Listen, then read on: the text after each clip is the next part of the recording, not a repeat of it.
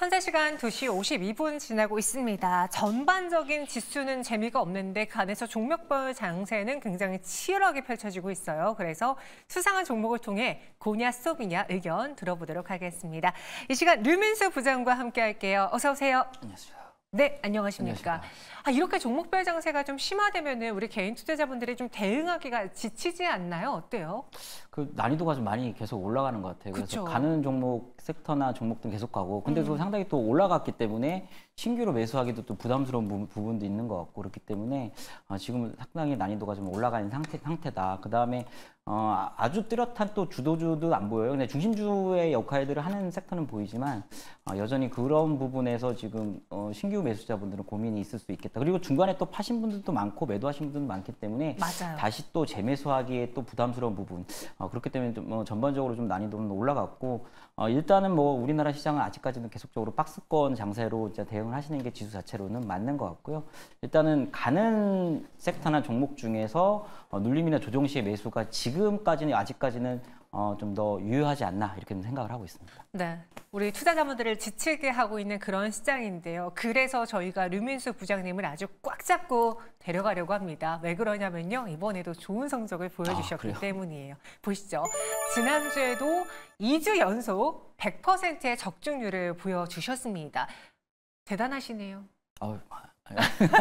운이 또 한 번 좋았던 것 같아요. 네. 운이지만 또 어느 정도 확률 싸움이긴 하지만 그 안에서 이제 투자 관점을 잘 갖고 가셨기 때문에 가능했던 것 같은데요. 오늘도 잘 부탁드리겠습니다. 10개 종목 보시죠. 시장 안에서 수상한 냄새가 나는 종목, 인기 검색 상위에는 HLB와 LG전자가 있고요. 그리고 장중 급등을 보여줬던 S바이오메딕스, 한전산업도 있습니다. 첫 번째 수상한 종목은 HLB를 말을 안 할 수가 없어요. 오늘 HLB 그룹주들이 정말 다 같이 기지개를 켜고 있습니다. 저는 그런 생각이 들었어요. 지난번에 그 병역요법 관련해서 결과가 좋지 않았을 때 HLB 측에 좀 이야기를 들어보면 우리 잘못보다는 항서제약 쪽에 문제가 좀 많았다. 그때 그 이야기 덕일지 아직도 리보세라닙에 대한 관심, 기대는 좀 큰 것 같거든요. 오늘 그로 인해 살아난 걸까요? 리보세라닙에 대한 기대는 여전히 유효한 거고요. 지난번에는 어떤 유효성이나 안정성 이런 데이터가 좀 안 돼서 안 된 부분이 아니기 때문에 임상 실패라기보다는 어떤 승인 좌절 이렇게 보시는 게 맞는 것 같고 사실 이 부분에 관해서 지난번에도 한번 제가 이제 이 관련해서 코멘트를 한 적이 있는데 맞아요. 일단은 주가의 어떤 급락은 좀 멈춘 상태고 그때 이제 양매수가 들어왔다. 그렇기 때문에 기술적 반등은 있을 것이다. 하지만 저는 FDA에 대한 승인 이 기간의 불확실성은 여전히 유효하기 때문에 일단은 기술적 반등을 위해서 비중이 아주 크신 분이라면 일정 부분 좀 덜어내는 게 맞지 않겠나. 아니면 아주 장기간 보유를 하시는 경우를 제외하고는 그렇게 하시는 게 낫겠다라고 말씀을 드렸고, 오늘의 상승은 이제 리보세라닙하고 이제 캄릴리주맙이죠. 요거에 대한 아스코 초록이 발표가 됐는데, 여기서 이제 부신 피지람에 대한 효능이 지금 어느 정도 좋게 나온 부분, 이 부분이 오늘 좀 주가에 반영되는 것 같습니다. 그래서 부신은 이제 심박수, 혈압 같은 이제 이런 것들을 조절하는 이제 심장의 작은 기관인데요. 이런 이쪽에서도 지금 효능이 지금 나타냈기 때문에 더욱 더 지난번에 임상에 대한 승인 좌절이 상당히 좀 아쉬운 부분이 있고요. 하지만 또 계속적으로 저는 이제 HLB에 대한 어떤 장기적인 어떤 성장에 대해서는 유효하지만 일단 단기간에 대한 부분은 지난번과 같이 그렇게 동일하게 좀 일단은 말씀을 드려보고 싶네요. 네, 그래서. 이 부신피지람이라는 게요, 신장 근처에 있는 부신해라는 기관에 발생하는 암종으로 예후가 좋지 않은 악성 암종이라고 해요. 희귀하다고 하던데. 그런데 이 부신피지람 이상 시험 결과가 좋았기 때문에 다시 한번 HLB에 대한 관심을 키웠는데 지난번에도 스톱인데 오늘도 또 똑같이 스톱이라는 거는 여전히 크게 둘러싸고 있는 이슈가 해소되지 않았다라는 거에서 우려하시는 건지요? 그렇죠. 이제 일단은 지난번에 2번의 하한가를 맞았지 않습니까? 그래서 최소한 그럼 2번의 하한가를 맞은 갭을 메꾸는 그런 어떤 거기까지 갈 것이냐의 중요한 포인트인데 저는 그렇게까지는 가지 못할 것 같다라는 예상을 하는 부분입니다. 그래서 보통 이제 6개월 정도의 어떤 다시 한 번의 승인 절차를 받는데 저는 일단은 지난번 말씀 6개월 이상을 좀 걸릴 거라 예상을 여전히 하고 있기 때문에 일단 기간의 불확실성에 대한 부분으로 지금은 일단은 급락에 따른 어떤 되돌림의 과정 라고 좀 보는 게 맞겠다라고 생각을 하고 있습니다. 다시 추세를 잡기에는 시간은 조금 필요하지 않을까라는 생각인 겁니다. 네, 그래서 HLB는 스톱 의견을 드렸습니다. 이어서 두 번째 수상한 종목 후보도 보죠. 유일 로보틱스 이슈가 부각됐는데 참 유상증자라는 게 누가 하느냐, 언제 하느냐, 어떤 이유로 하느냐에 따라서 참 투자자들의 그 선택이 갈려지잖아요. 그렇죠. 이번에는 호재로 받아들인 것 같습니다. 어떻게 보셨습니까? 그렇죠. 이제 유상증자에는 몇 가지 형태가 있는데 보통 이제 일반 주주를 상대로 한 거는 이제 좀 악재로 받아들이고요. 그렇죠. 자, 3자 배정은 이제 투자 목적으로 받아들이기 때문에 투자 유치한 걸로 받아들이기 때문에 주가의 어떤 단기적으로는 상승의 어떤 모멘텀이 되는 부분이 있고요. 보통 통상적으로 그래왔습니다. 그래서 오늘 상한가를 간 모습인데 동사는 이제 산업용 로봇하고 이제 자동화 시스템 관련 회사거든요. 그래서 오늘의 이제 상승은 이제 제3자 배정은 이제 SK온의 이제 자회사이죠. SK 배터리 아메리카를 대상으로 한 제3자 배정에 대한 유상증자에 대해서 오늘 투심이 강하게 좀 작용한 게 아니라고 생각을 하고 있고요. 다만 이제 저는 이제 이게 이제 로봇주가 아직까지 실적이 잘 안 나와요. 뭐 우리가 일반적으로 알 수 있겠죠. 그래서 동사도 역시 이견일 염도 적자거든요. 그래서 로봇주의 전반적인 지금의 투심의 향배는 일단은 매출액은 계속적으로 점증을 해야 되는 부분이고 영업이익에 대한 부분에 어떤 BEP에 넘어서는 부분 그런 것들은 역시 단초를 제공하는 거는 이제 레인보우틱스나 두산 로보틱스 가져가야 될 것 같아요. 그래서 일단 아직까지 상반기까지는 로봇이 전체적인 증시를 끌어가거나 중심주의 어떤 섹터로 자리매김하기는 아직 유연하지 않나라고 생각을 하고 있고요. 그렇기 때문에 오늘의 상한가이기 때문에 굳이 여기서의 어떤 스탑 사인은 안 드리겠지만 내일 어떤 시가나 오전장에 분명히 상승해서 출발할 가능성이 상당히 높습니다. 통계적으로. 그렇기 때문에 그때 일부 수익 실현하는 관점이 어떨까라고 생각을 하고 있고 네. 그 이후에 또 한 가지 이유는 이번에 제3자 배정의 유상 증자가가 24,000원대입니다. 그렇기 때문에 지금의 가격하고 상당히 괴리가 있기 때문에 그 부분도 같이 염두에 두시면서 대응하시는 게 좋을 것 같습니다. 이미 상한가에서 도달이 되어 있고 풀리지 않기 때문에 고 의견을 주실 것 같긴 한데 이 고가 단기 고입니까? 장기 고입니까? 네, 저는 일단 단기로 봅니다. 단기로요? 네. 단기면 거의 상한가가 다음 날에 풀리냐 안 풀리냐 그걸 보고 좀 단기적으로만 대응하는 게 좋을까요? 그러니까 오늘 이제 상한가가 이제 굳히기를 했기 때문에 소위 계속 요즘 굳히기 얘기를 말씀드리는데 오전에 굳히기 한 종목들이 상당히 강한 거거든요. 그래서 막판에 이렇게 올리는 것보다는 그래서 오전에 상한가를 갖고 그렇게 내일 아침 오전까지는 유효하지 않을까라고 생각을 하고 있습니다. 정말 내일 아침 정말 짧게만 그 의견을 드렸으니까요. 매도 타이밍도 잘 노려보시기 바라겠습니다. 이어서 세 번째 수상한 종목 후보도 보시죠. 네이버예요. 52주 신저가인데 참 최근 시장이 이제 종목별 장세 특징이 그동안 좀 소외를 받았던 종목을 한 번씩 심폐소생을 한다라는 특징이 있었거든요. 소외받았던 섹터라던가 테마를 한 번씩 일깨워줬는데 왜 네이버와 카카오는 그 안에 포함되지 못하는 걸까? 네이버는 왜 계속 52주 신저가일까? 고민이 많으실 것 같아요, 투자자분들이.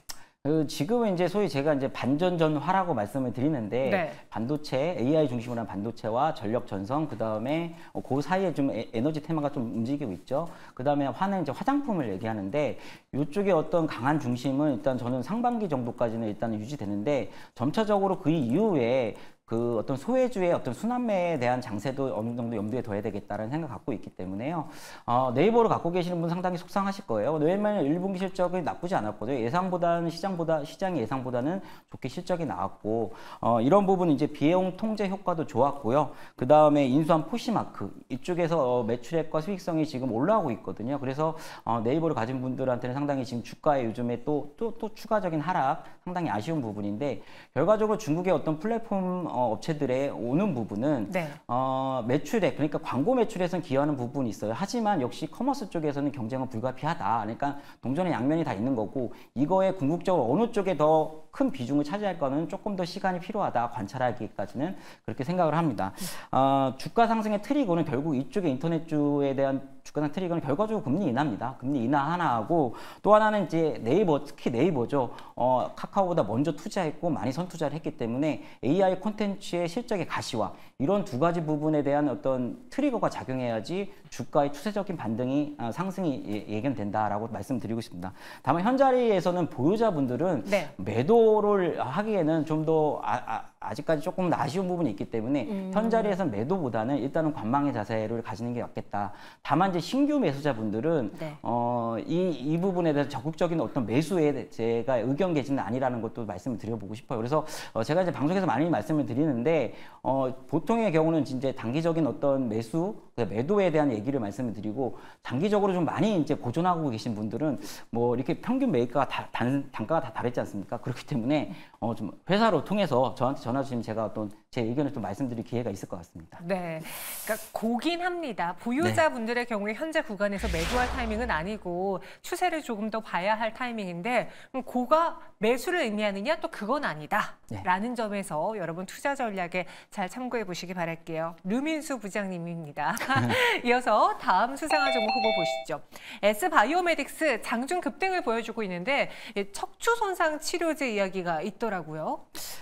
근데 이제 주로는 이제 이거죠. 이제 4월부터 상승을 많이 했는데, 네. 파킨슨병 치료제예요. 그 임상에 대한 부분 때문인 건데, 네. 이 사실 파킨슨병은 여러분 잘 알다시피 치료제가 없어요. 그러니까 증상의 완화제는 있지만은 근본적인 치료제가 없는 상태거든요.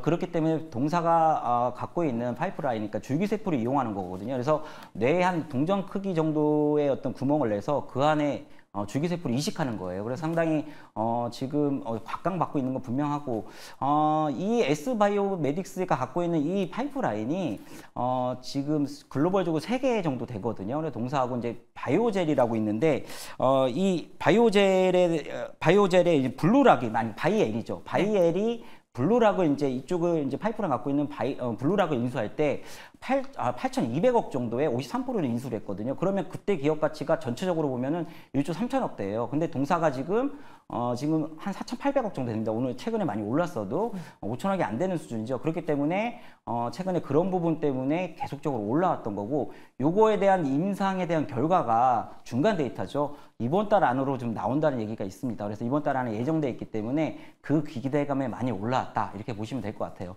근데 다만 요런 게 있죠. 만약에 그러면 이번에 임상 데이터가 긍정적으로 나온다. 이제 퍼펙트하게 나오면 상당히 좋겠지만 통상적으로 임상 결과가 퍼펙트 나온 경우는 거의 없습니다. 네. 완전한 관해, 뭐 100% 생존율 이런 건 없거든요. 그래서 그런 부분 볼 때 위로의 득보다는 현 구간에서는 아래로의 혹시라도 기대치에 밑돌거나 좋지 않은 결과가 나왔을 경우에 다운 리스크는 상당히 크거든요. 그렇기 때문에 지금은 이제 주가 상승 시마다 일정 부분의 수익 실현이 맞지 않나라고 좀 생각을 하고 있습니다. 임상의 결과보다는. 그렇죠. 네.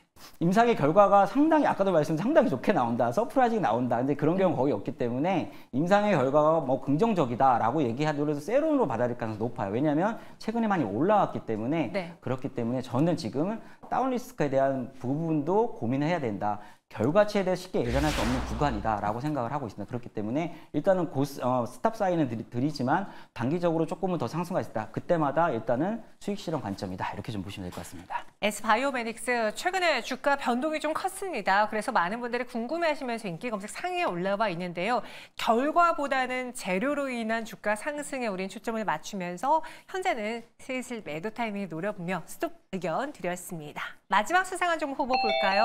한전산업 오늘 장중에 급등세를 보여주고 있는데요. 오후에 다시 원전주들이 다 같이 힘을 내고 있어요. 저희가 이전에 원전 테마의 특성은 뭔가 힘이 약하다. 그러니까 한 번의 폭발력은 있지만 이걸 유지하는 힘이 약하다라는 거를 단점으로 꼽고, 어떤 분들은 워낙 그 건설을 짓거나 투자를 하거나 이게 장기간의 소요가 그렇죠. 되니까 그럴 수밖에 없다라고 했는데 오늘까지도 이 상승이 좀 유지되고 있다라는 게 뭔가 이전과는 다른가? 또 한 번 기대를 갖게 되거든요. 원전 테마는 아무래도 이제 현 정부가 이제 들어서면서 원전에 대한 기대감이 컸었죠. 근데 네. 그 이후로 계속 주가 부침이 있었죠. 주가가 그닥 뭐 좋지 않았고. 근데 지금의 원전을 바라볼 때는 국내적으로 모멘텀이 상당히 좋은 시기예요. 그러니까 이 원전 테마를 바라볼 때, 원전 관련주를 바라볼 때 실적에 대한 베이스보다는 지금은 일단은 모멘텀이 발휘되는 구간이다 보시면 될 것 같은데, 첫 번째 대내적으로는 다 아시다시피 이번 주 안에 이번 달 안으로 얘기를 했습니다. 그래서 11차 전력 수급기획 정기본이죠. 정기본이 열리는데 여기서 보통 지금 알려진 바에는 9기 정도를 이제 기수에 포함할 거, 명기를 할 것 같아요. 그래서 2 플러스 2기 플러스 알파 최대 한 4기 정도만 돼도 상당한 어떤 모멘텀 발휘되는 구간이다라고 보시면 될 것 같고 또 두 번째는 대외적인 거죠. 그래서 오늘하고 내일 이제 아랍에미리트 대통령이 방한하지 않습니까? 여기서 한번 원전 또 2기에 대한 바라크 원전 이후에 또 한 번의 얘기가 구체화된 논의가 기대감이 있는 부분이 또 하나 있고요. 세 번째는 이제 체코에 대한 원전입니다. 체코 원전은 지금 원래는 미국, 우리나라, 프랑스 3파전이었는데 네. 미국이 지금 제안서를 안 냈거든요. 그래서 프랑스와 우리나라 글로벌 강국이긴 합니다. 프랑스가 그래서 양강으로 지금 결선을 치르게 되는데 이게 아마 7월 말 정도에는 나올 겁니다. 우선 협상 대상자가 여기에 대한 기대감을 좀 받고 있고 왜냐하면 여기가 40조 프로젝트입니다. 그래서 바라카 원전이 23조인데 그걸 뛰어넘는 부분이거든요. 그렇기 때문에 상당히 기대감이 크다. 물론 이제 이 부분의 결과는 안개 속입니다. 아직은 그런 부분을 좀 보시면 될 것 같고 마지막으로 궁극적으로 지금 AI 시대의 전력 수요에 대한 부분인데 이 부분에서 원전도 어떤 현실적인 대안이 되는 게 아니냐라고 지금 계속적으로 시장이 지금 녹화하고 있는 부분 그렇기 때문에 여러 가지로 지금 원전은 과거와 좀 다르게 과거에 부침있던 다르게 지금 어떤 모멘텀이 극대화되는 구간이다 이렇게 보시면 될 것 같습니다. 그래서 저는 일단 긍정적으로 보고 있습니다. 네, 그래서 의견은 고. 봅니다. 네, 봅니다. 예. 네, 한전산업 고 의견 주셨습니다. 전체 10개 다시 한번 정리해 드릴게요. 우리 류민수 부장님이 선택한 고스톱, HLB와 S바이오메딕스, 코오롱 글로브만 스톱이고요. 나머지 7개는 고 의견 주셨습니다. 이 중에서 가장 수상한 베스트 종목 무엇입니까? 저는 LG전자를 들 수밖에 없죠. LG전자 이제 갑니까? 저는 좀 더 갈 것 같습니다. 예. 보통 이제 우리나라 기업도 그렇고 글로벌 기업들 중에서도 대부분 AI의 어떤 이 부분에 좀 지각생들은 주가에 좀 별로 부진했는데 네. 이번에 이제 냉각 해칭, HAVC죠. 그래서 냉난방 공조 시스템 이 부분이 상당히 지금 부각되는 시기다라고 보시면 될 것 같고 엔비디아가 이제 비백에 대한 컴콜에서 얘기했지 않습니까? 그래서 액침 냉각 기반으로 설계를 변경할 것이다. 그렇기 때문에 다시 한번 이쪽에 대한 부분이 재부각되는 시점이기도 하고요. 그다음에 삼성전자 안타까운 부분 어떤 발열 시스템이 지금 또 얘기가 나온 부분이거든요. 그렇기 때문에 발열 그래서 지금의 어떤 기존의 공랭식보다는 하이브리드를 결국은 중간에 가겠지만 궁극적으로는 지금 액침 냉각으로 갈 겁니다. 그렇기 때문에 액침 냉각, LG전자 같은 경우 가전 잘 만들잖아요. 냉난방 잘하고 있기 때문에 이쪽에 대한 어떤 매출이 상당히 조금 점프업 될 가능성이 높다. 그렇기 때문에 매출과 모멘텀이 지금 발휘되는 구간이다. 그렇기 때문에 저는 좋게 보고 있습니다. 근데 그 열 관리 이슈가 오늘 나오면서 이렇게 올랐잖아요. 예. 그전엔 아무도 몰랐던 재료예요? 이게 이제 부각이 안 된 거죠. 이쪽에 이제 기술력 분명히 이렇게 있는데 접목을 못 시켰던 겁니다. 근데 이런 부분에 대해서 이제 리포트들이 또 나왔고 이 부분에 시장이 또 다시 한번 관심을 받기 때문에 또 워낙 또 LG전자 같은 경우는 뭐 실적은 나쁘지 않지만은 네. 여러 가지로 볼 때 지금 주가가 좀 부진한 상태였기 때문에 상당히 지금 매수가 들어왔기 때문에 저는 또 단기적으로 더 상승할 가능성이 높다 봅니다. 단도직입적으로 여쭤볼게요. LG전자 이번 열기 속에 14만 원 회복 가능합니까? 그건 일단은 저는 12만 원을 일단 보고 있습니다. 저는 네. 항상 12만 원 보고 있으니까 12만 원에서 일단은 수익 실험 한번 해보시고 거기서 네. 어떻게 움직일까. 네. 옛날 하나솔루션하고 같은 전략입니다. 저희 많은 분들이 14만 원대에 물려 있는 것 같아서 제가 한번 여쭤봤습니다. 충분히 갈 것 같습니다. 근데 나중에는. 갑자기 말을 바꾸시네요. 고해안 스톱이 이제 네. 약간의 단기적인 어떤 스토리로 이제 전개되는 부분이 많기 때문에 그렇게 네. 말씀드립니다. 12만 원 일단 돌파하는지 보고 저희가 다시 한번 리뷰해 드릴게요. 유한타증권 류민수 부장과 함께했습니다. 오늘 자세한 설명 고맙습니다.